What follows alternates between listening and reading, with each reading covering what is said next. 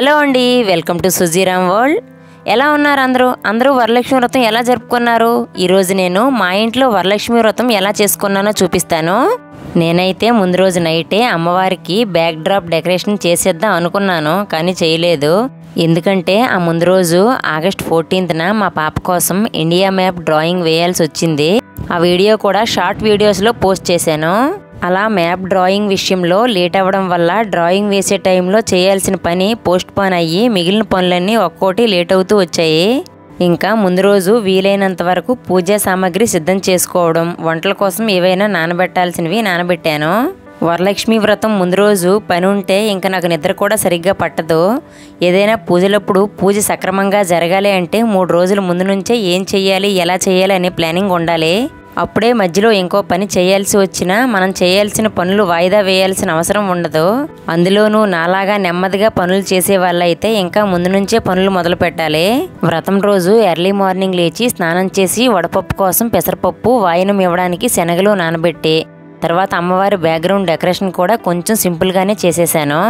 వర్షం వస్తే మాకు గుమ్మం వరకు వాటర్ వచ్చి మట్టి కూడా వచ్చేస్తుంది. అందుకని గుమ్మాలకు పసుపు రాసి బొట్లు పెట్టడం, గుమ్మం బయట కడిగి ముగ్గు వేయడం ఆ రోజే చేయాల్సి వచ్చింది. ఇన్ని పనులు ఉన్నాయి కదా అని 3 రోజుల ముందు నుంచి పనులు మొదలు పెడతానా అంటే అస్సలు చెయ్యను. అందులోనూ నేను చేసే 1-6 యూట్యూబ్ వీడియోలు తీసి ఎడిటింగ్ చేసేసరికి పుణ్యకాలం గడిచిపోతుంది.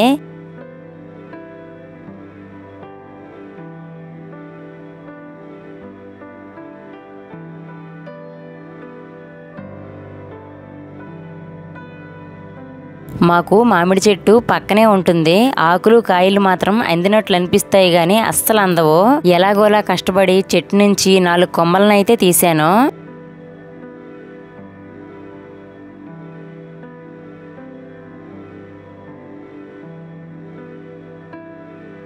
మేము షాపింగ్కి వెళ్ళాక ఒకసారి తీసుకున్నాక ఇంకోసారి కూడా తీసుకోమన్నారు మా వారు. అందుకని 2 శారీస్ తీసుకున్నాను. ఇందులో ఒకటి అమ్మవారికి శారీ డ్రేపింగ్ చేస్తే ఇంకోటి అమ్మవారి దగ్గర పెట్టాను. ఈ శారీ గ్రే అండ్ గ్రీన్ కాంబినేషన్లో అమ్మవారికి చాలా బాగుంది.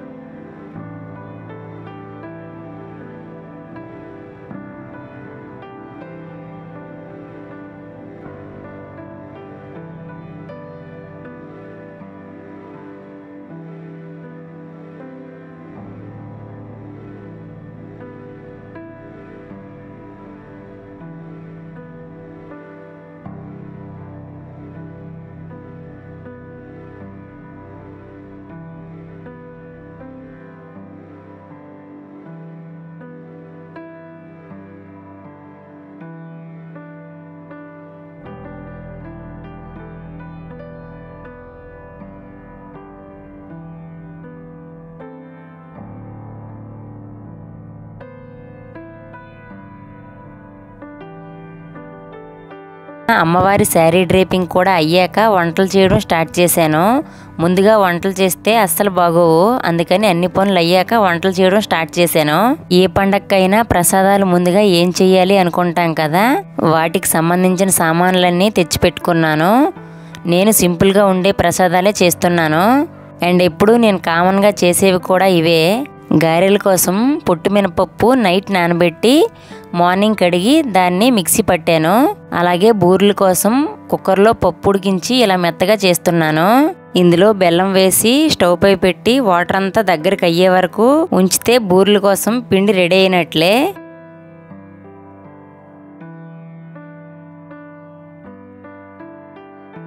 పాయసం కోసం జీడిపప్పు బాదం కట్ చేసి పక్కన పెట్టుకొని పులిహోర కోసం పోపు దినుసులు, ఎండుమిర్చి, పచ్చిమిర్చి, కరివేపాకు, పల్లీలు అన్నింటినీ రెడీ చేసుకుంటున్నాను.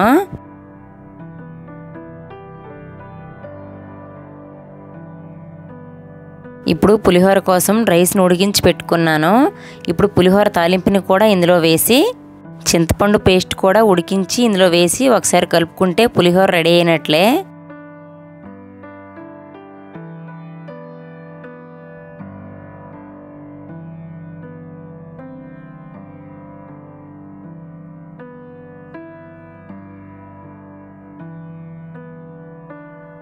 ఇంకా పాయసం కోసం డ్రై ఫ్రూట్స్ని వేయించి పాయసం కూడా రెడీ చేసుకుంటున్నాను.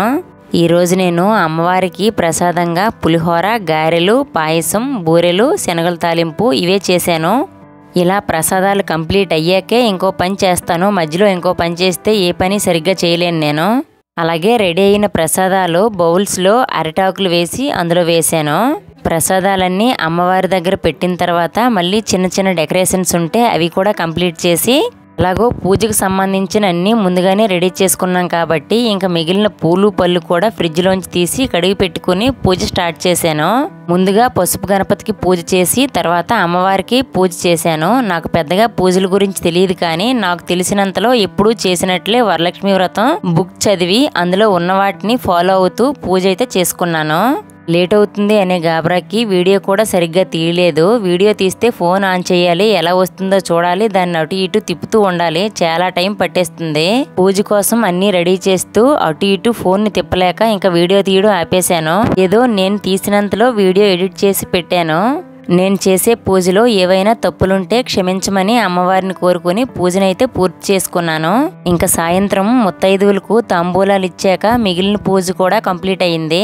ఇంకా పూజ అంతా పూర్తయ్యాక అమ్మవారిని అలా చూస్తూ ఉంటే నాకు అదో సంతోషం. మా ఇంట్లో వరలక్ష్మి వ్రతం కొంచెం గాబరా అయినా హ్యాపీగా చేసుకున్నాను నేను. మీ ఇంట్లో వరలక్ష్మి వ్రతం ఎలా చేసుకున్నారు? వీడియోకి ఒక లైక్ చేసి, షేర్ చేసి, సబ్స్క్రైబ్ చేసుకుని ఛానల్ని సపోర్ట్ చేయండి. వీడియో చూసినందుకు థ్యాంక్ యూ.